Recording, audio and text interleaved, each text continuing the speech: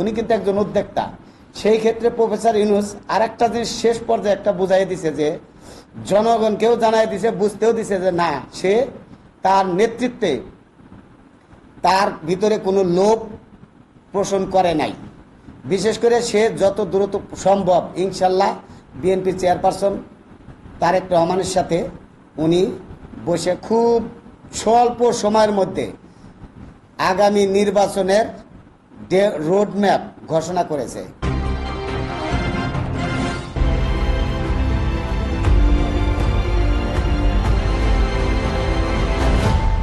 বাংলাদেশ জাতীয়তাবাদী সাংস্কৃতিক কেন্দ্রীয় কমিটির সহ সাধারণ সম্পাদক মোহাম্মদ মজনুর রহমান আবারও দৃঢ়কণ্ঠে ঘোষণা করেন তার এলাকায় কোনো সন্ত্রাসী কর্মকাণ্ড কিংবা চাঁদাবাজি করা যাবে না এবং করলে তা শক্ত হাতে মোকাবেলা করা হবে। সে সাথে দলের নাম ভাঙে কোনো রকম চাঁদাবাজি করা যাবে না। শুক্রবার রাত 9টার দিকে তার প্রিয় জন্মস্থান কুষ্টিয়া খাজনগরে নিজ কার্যালয়ে বসে সাংবাদিকদের মুখোমুখি হয়ে বর্তমান চলমান রাজনীতি পরিস্থিতি এবং লন্ডনে অন্তর্বর্তীকালীন সরকারের প্রধান উপদেষ্টা ডক্টর ইউনূস ও বিএনপি ভারপ্রাপ্ত চেয়ারম্যান তারেক রহমানের বৈঠক, ফেব্রুয়ারি মাসে জাতীয় নির্বাচনের কথা ঘোষণার বিষয় নিয়ে সাংবাদিকদের ছোড়া বিভিন্ন প্রশ্নের উত্তর তুলে ধরার সময় উপরোক্ত কথাগুলো বলেন। ধন্যবাদ জানাই প্রথমে সাংবাদিক ভাইদের, ধন্যবাদ জানাই প্রফেসর ডক্টর ইউনূস সাহেবকে। আজকের আমাদের বিএনপির ভারপ্রাপ্ত চেয়ারম্যান জনাব তারেক রহমান লন্ডন সফররত প্রধান উপদেষ্টা প্রফেসর ডক্টর মোহাম্মদ ইউনূসের সাথে সাক্ষাৎ করেন। অত্যন্ত সুন্দর এবং হাস্যোজ্জ্বলে সবাই পরস্পরের ভালোবাসা দিয়ে একটা সুন্দর অবকাঠাম করছে। সেই ক্ষেত্রে এই বৈঠকে আগামী রমজানের আগে জাতীয় নির্বাচনের উদ্দেশ্যে বিশেষ যে ফলপ্রসূ ঐক্যমত হয়েছে, অনিশ্চিত কাটিয়ে দেশের মানুষের জন্য স্বস্তি বার্তা, নতুন আশার আলো নিয়ে এসেছে। সেই ক্ষেত্রের জন্য আমরা সবাই অত্যন্ত খুশি এবং আনন্দিত এবং গর্ব। বিশেষ করে প্রফেসর ডক্টর ইউনূস সাহেবকে আমরা আবারও ধন্যবাদ জানাই। উনি একজন দেশের, বিশেষ করে উনি অনেক বড় মাপের একজন উদ্যোক্তা বলা যায়। উনি কিন্তু রাজনৈতিক বিষয়ে অনেক কিছু হয়তো জানলেও কতটুকু জানে আমরা জানি না। উনি কিন্তু একজন উদ্যোক্তা।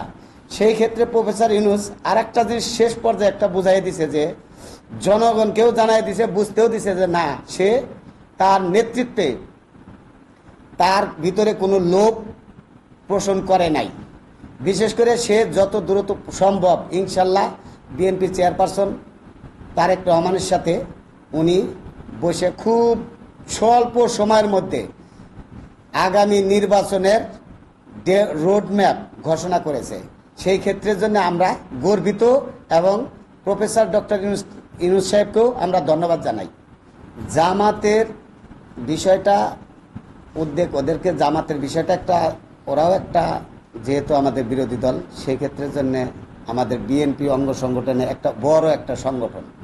সেই সংগঠনে বিরোধী একটু থাকতেই পারে, কারণ কমিটিতে অনেক সময় অনেকে দেয়া যায় যারা নির্যাতিত, বিশেষ করে দলের জন্য অনেক শ্রম দিছে। সেই ক্ষেত্রের জন্য তারা কিন্তু দলের ভিতরে এখনো সঠিকভাবে অবস্থান করতে পারতেছে না। অনেক নেতারা আছে, দেখা যায় টাকার বিনিময়েও এরকম আমাদের কানে আসতেছে, টাকার বিনিময়ে কিন্তু নেতৃত্ব দেওয়ার ইচ্ছা পোষণ করতেছে। আবার কিছু কিছু জায়গায় দেখতেছি আওয়ামী লীগের কিছু লোকজন, এরা বিএনপির অঙ্গ সংগঠনে ঢুইকা আমাদের বিএনপির অঙ্গ সংগঠনের ভাবমূর্তি নষ্ট করার জন্য অনেক চেষ্টা করতেছে। কিন্তু এদেরকে আমরা বলতে চাই যে যেখানে থেকেই আসুক, আওয়ামী লীগ থেকে যদি কাউকে নেওয়া হয়, বিশেষ করে দলের চেয়ারপারসন এর নির্দেশে আছে এবং সেই ক্ষেত্রে বিএনপির ভারপ্রাপ্ত চেয়ারম্যানের নির্দেশ আছে যে যদি কোনো আওয়ামী লীগের লোককে নেওয়া হয়, সেই ক্ষেত্রে ওই কমিটি বিলুপ্ত ঘোষণা করার সম্ভাবনা আছে।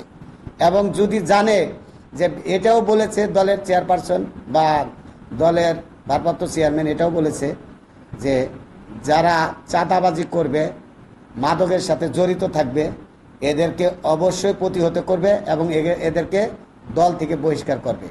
এরপরও কিছু কিছু ক্ষেত্রে দলের অনেকে চাঁদাবাজির সাথে জড়িত হচ্ছে। এরা কারা? এরা আসলে প্রকৃত আওয়ামী লীগের সময় এরা কিন্তু ছিল এরকম। আওয়ামী লীগ থেকে এই সংগঠনে আইসে আবার বিএনপির সাথে যোগ দিয়ে এরা কি করতেছে, এরা আবার সেই চাঁদাবাজির সাথে জড়িত হচ্ছে।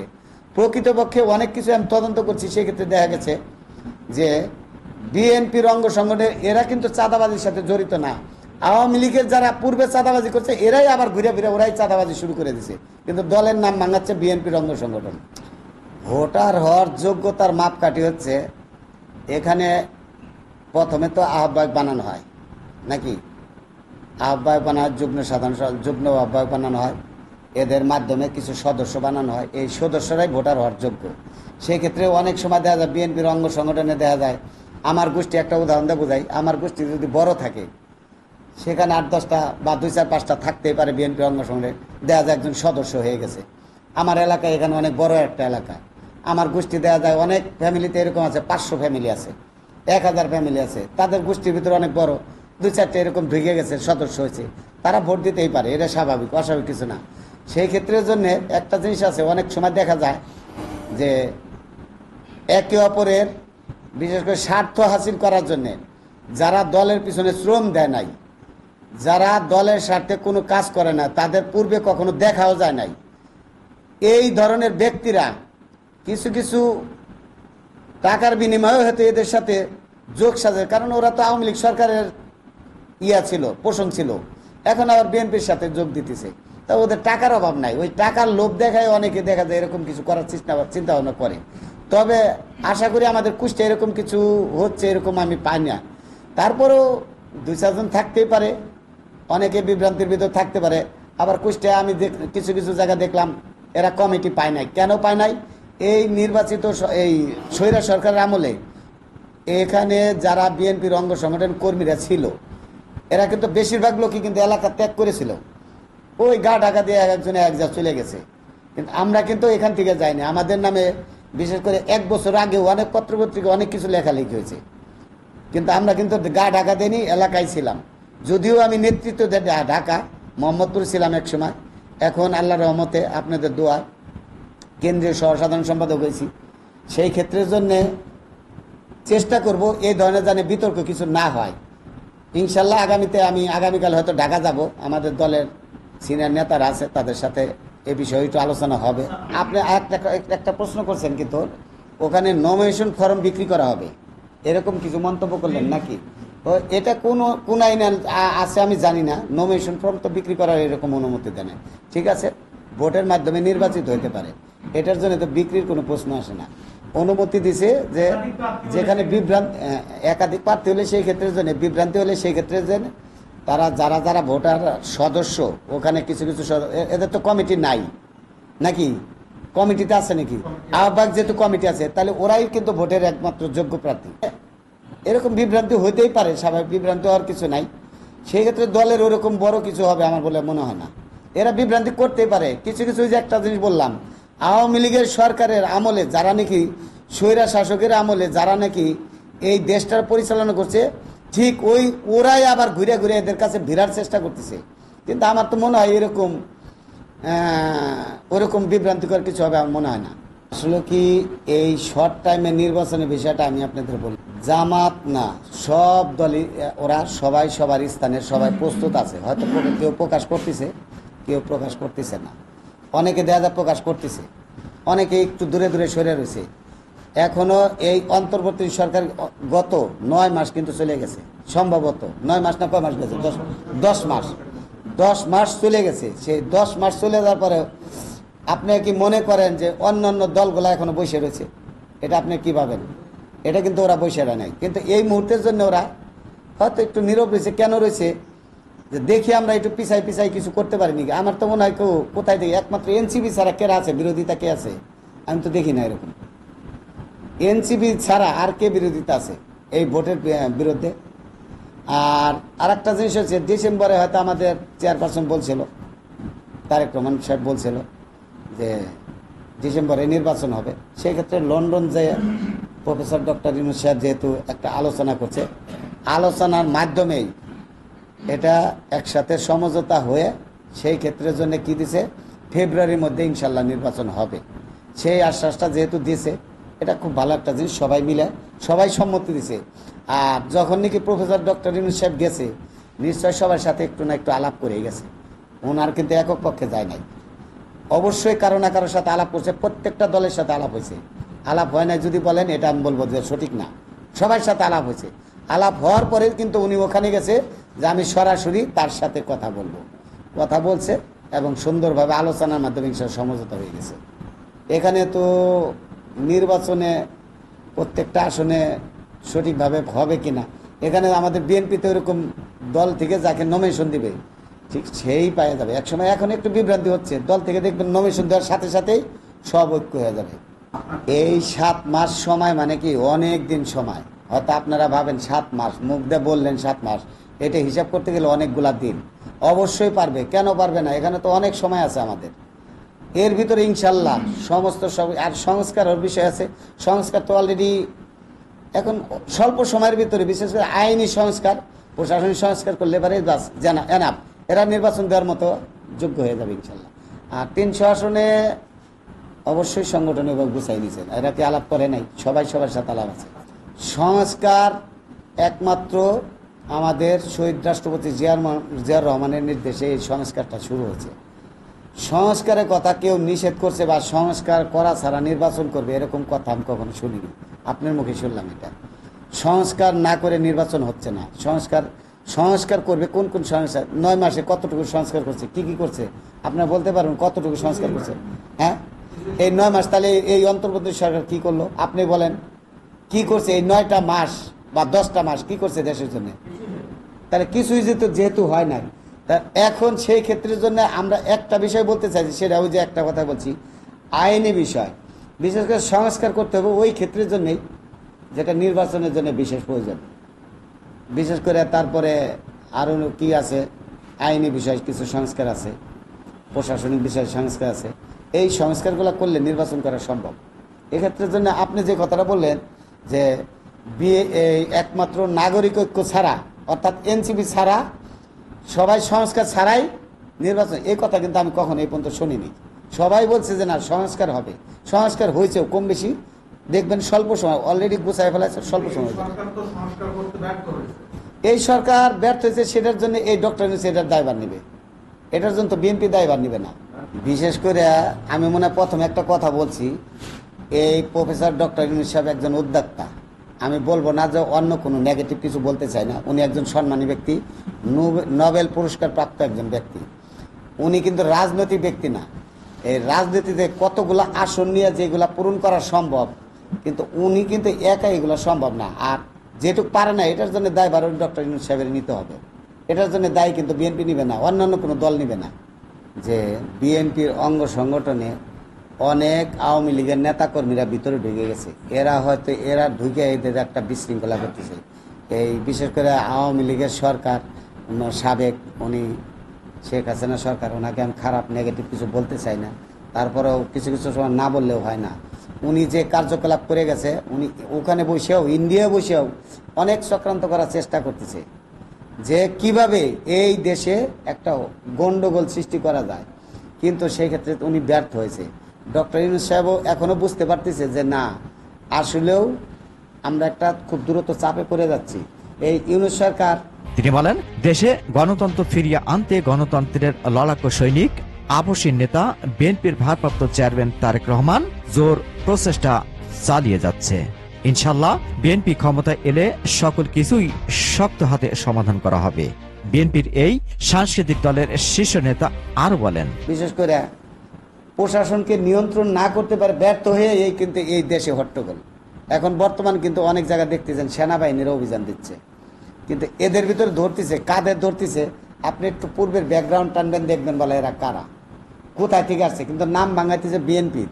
এরা আসলে প্রকৃতপক্ষে এরা বিএনপির কোনো কর্মীও না, ওরা বিএনপির আশেপাশেও ছিল না। পূর্বে দেখেন ওর ব্যাকগ্রাউন্ড টানেন, সব আওয়ামী লীগের সাথে ছবি আমার আছে, দেখা যায় পদ পজিশনও আছে, অথচ কিন্তু ওরা বিএনপির নাম ভাঙায় বিএনপির অঙ্গ সংগঠনকে একটা বদনাম তৈরি করছে। কিছুদিন আগেও আমার এলাকায় একটা ঘটনা ঘটছে, একটা ব্যক্তি, নামটা হয়তো বলতে চাই না, একটা মহিলা আমার ঘরে আসে, আমি একটা কথা না বললেও না, একটা মহিলা এসে আমার ঘরে আইসা বলে যে আমার এখানে একটা বিচার করে 70,000 টাকা জরিমানা করছে, 40,000 টাকা একটা ব্যক্তি খাইয়ে গেছে আর 30,000 টাকা ওই মহিলাকে দিছে। ওই মহিলা যখন কান্নাকাটি করে বলছে, আমি ওই ব্যক্তিরে ফোন দিলাম। ওই ব্যক্তিরে ফোন দেওয়ার পরে হয়তো অনেকের মাইন্ডে লাগতে পারে, ওই জন্য আমি নামটা বলতেছি না। ওই ব্যক্তিরে ফোন দেওয়ার পরে উনি বললো, কয় না তো আমার সাথে এরকম কিছু হয় না, উনি তো আমার আত্মীয়। বাস ভালো কথা, তাহলে আত্মীয়, তাহলে ওই মহিলাটার আমি একটু ফোন দিই। আবার পরে আমার মেম্বার আছে, যেহেতু আমার ওয়াইফ একজন মেম্বার, ওনারে দিয়ে আমি খোঁজ খবর নিয়ে ওনার নাম্বারে সংগ্রহ করে একটা ব্যবস্থা করলাম। উনি কি বললো পরে লাস্ট উনিও বললো না আমাদের এটা সমাধান হয়ে গেছে, উনিও আমাদের আত্মীয়। এরকম কিছু কিছু ক্ষেত্র আছে না, এরকম আওয়ামী লীগের কিছু কিছু লোকজন এদের ভিতর ভিড়ে এরকম বদনাম ছড়া দিচ্ছে। তাছাড়া অন্য কিছু না। দলের ভিতরে আমি তো দেখি বিএনপির ভিতরে ওই যে অনেকে বলে অমুক যা চাঁদাবাজি করে, অমুক যা চাঁদাবাজি। আমি কিন্তু প্রথমে একটা জিনিস বলছিলাম, দেশে বিশেষ করে আমার এলাকায় কোনো চাঁদাবাজ থাকবে না, মাদক মুক্ত করব। এখন এটা তদন্ত করতে যাই দেখি চাঁদাবাজ, আমি এরকম প্রমাণ পেলাম না যে অমুকে চাঁদাবাজি করছে বিএনপির লোক। আমি ঘুরে ঘুরে দেখি সব আওয়ামী লীগের লোক। আমি যেই কটা চাঁদাবাজের কথা প্রকাশ পাইছে আমার এখানে, প্রত্যেকটা লোক আওয়ামী লীগের লোক। সেই লোকটা আমার জেলা সদস্যের সাথে ভিড়ে আমার দলের ভাবমূর্তি নষ্ট করতেছে। আমি আমার অবশ্য জেলা সদস্যের সাথে আমি কথাও বলছি, ফোনে একাধিকবার কথা বলছি। উনি বলছে, উনি গতকালকে ওনার বাড়িতে একটা মিটিং হয়েছে, এটা আমাদের শোনা কথা, এবং ওখানকার এক নেতাও বলছে, যারা যারা আওয়ামী লীগে ছিল তাদেরকে আমরা আমাদের কাছ থেকে সরাই দিছি। তো এই যে এরা বদনামগুলা কারা করতেছে? বদনাম তো ওরাই করতেছে। আসলে কি এই অস্ত্র বিষয়টা, এটা অভিযান অলরেডি চলতেছে, সারা বাংলাদেশে অভিযান চলতেছে। অস্ত্র ক্ষেত্রে যতটুকু পারতেছে উদ্ধার করতেছে। ইনশাল্লাহ নির্বাচনের সামনে যদি এগুলা পায়, অবশ্যই এগুলা উদ্ধার হয়ে যাবে। সেই ক্ষেত্রের জন্য তো যদিও কোনো ব্যর্থ হয়, সেটা অন্তর্বর্তী সরকার ব্যর্থ হয়েছে। এটার জন্য তো কে দায় নেবে, দায়ভার কেড়ে নেবে? এই 9 মাসে উনি তো পারত, এটাও তো একটা সংস্কারের ভিতর পড়ে। অস্ত্রগুলা কেন উদ্ধার করলো না? কেন করলো না? কি কারণে করলো না? এদেরকে ধরতে পারতো। কে কে করছে ওরা কিন্তু জানে, প্রশাসন কিন্তু জানে কারা কারা করছে। এরা কিন্তু প্রশাসনিক মেমোরিতে আছে, এমনকি কোথায় কি আছে এরা প্রশাসন জানে। এখন ডিজিটাল প্রশাসন এমন কিছু পারে না যে করতে পারে না। সেই ক্ষেত্রের জন্য বিশেষ করে আমি বলবো এটার জন্য দায়ী অন্তর্বর্তী সরকার। আর নির্বাচনের সামনে অস্ত্র বাইরে হলে অবশ্যই এটা এদের গ্রেপ্তার করবে। আমার মনে হয় 70% অস্ত্র উদ্ধার হয়েছে আমার জানা মতে, যতটুকু আমি শুনছি প্রায় 70% উদ্ধার হয়েছে।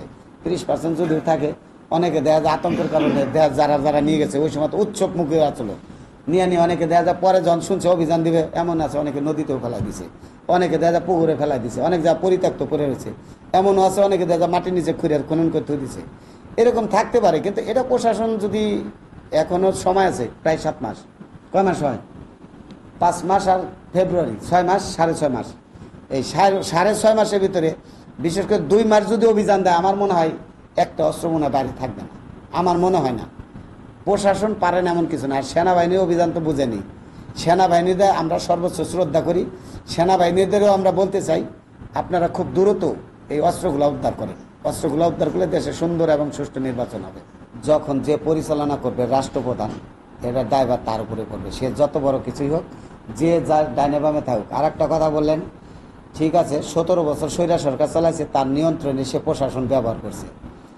আর এখন কিন্তু বিএনপি ক্ষমতায় নাই। প্রশাসন কেন বিএনপির হলো? প্রশাসন যদি কোনো দলের হয় তাহলে তো দেশে শাসন হবে না। আমার জানা মতে আমার মনে হয় প্রশাসন কোনো দলের লোক না, ওই স্বৈরা সরকারের আমলে ছিল।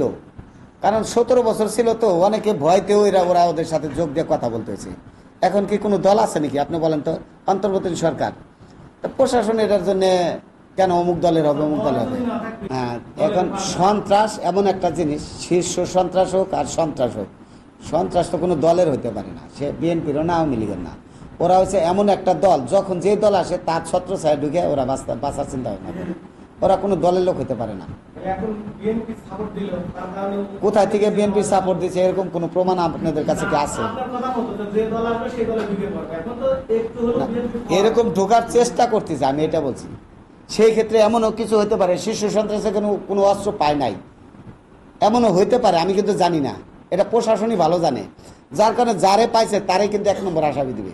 আমার কাছে কিছু পায় না, আমাকে কি 1 নম্বর আসামি দিতে পারবে আপনি বলেন? শীর্ষ সন্ত্রাসী, সন্ত্রাস তো সন্ত্রাসী, ওর কোনো পক্ষই নেওয়া যাবে না। ওরা সর্বোচ্চ, ওদেরকে কোনো পক্ষ নিলেও আমি বলবো ওটা বোকার পরিচয়। এখন সেনাবাহিনী ওরা ভালো বোঝে ওরা কখন ধরছে, কারে কিভাবে ধরছে। আমি কিন্তু উদাহরণটা মনে হয় বোঝেন নাই। এখানে 3টা লোক থাকলে 3টা লোকের কাছে শীর্ষ সন্ত্রাস, যে হয়তো আপনারা বলতেছেন শীর্ষ সন্ত্রাস, ওই শীর্ষ সন্ত্রাসের কাছে কিন্তু কিছু ছিল না। ডাইনে বামে যে সহযোগী ছিল ওদের কাছে অস্ত্র হলো, তাহলে অস্ত্র 1 নম্বর লিডার কিরা হবে আপনি বলেন? এই কথা উত্তর দেন। এই কিছু কিছু প্রশাসন আছে, কিছু কিছু কুচক্র প্রশাসন আছে, হয়তো দেখা যায় এরকম কিছু হইতে পারে, আমি এই ব্যাপারে সঠিক জানি না। তবে আমি যতটুকু জানি, যখন যার কাছে পাবে ওইটাই হবে 1 নম্বর আসামি। যদি আমার কাছে কিছু না পায়, আমার নামটা বলে গেছে, সেই ক্ষেত্রের জন্য আমি আসামি 3 নম্বরই হব, 1 নম্বর হইতে পারি না। আর যদি আমার কাছে কিছু পায়, সেই ক্ষেত্রের জন্য আমি 1 নম্বরই হব। ক্লিয়ার বুঝতে পারছেন আপনি? এখানে কিন্তু সন্ত্রাস কে বড় কে ছোট এটা না, যার কাছে যা পাওয়া যাবে ওইটাই উল্লেখ হবে 1 নম্বরে। এখানে নির্বাচনের বিষয়টা হচ্ছে, ডেট দিছে যেহেতু, এই বাংলাদেশে কিন্তু দল একটা না, অনেকগুলো সংগঠন আছে। একটা দল, এটা আওয়ামী লীগের একটা বড় অঙ্গ সংগঠন, বিএনপির আওয়ামী লীগের সংখ্যা, ওরা একটা বড় একটা সংগঠন।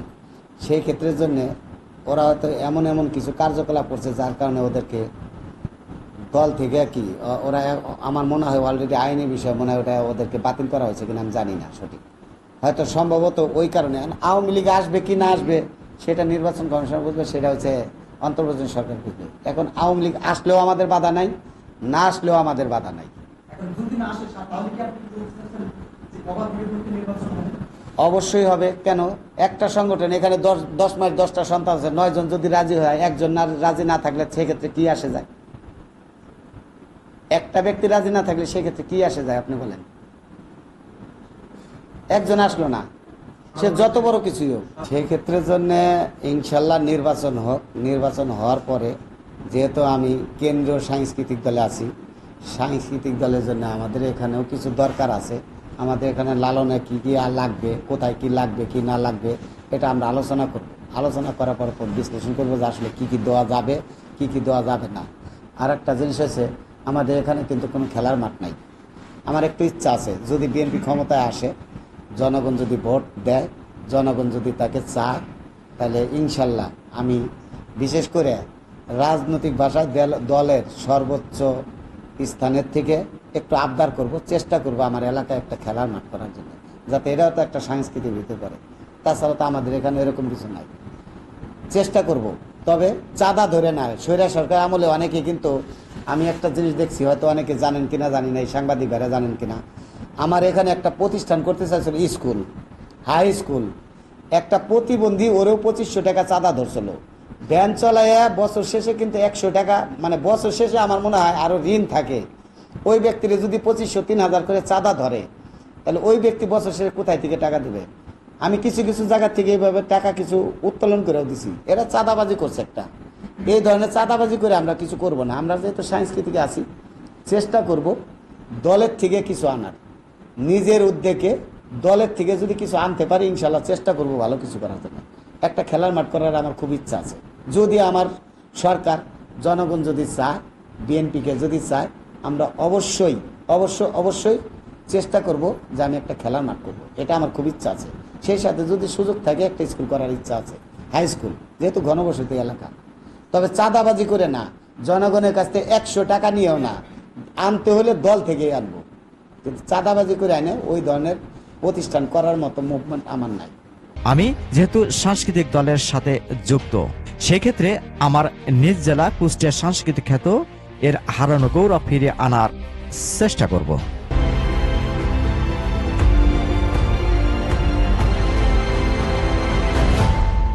Mohammad Rafiq, RK News 24।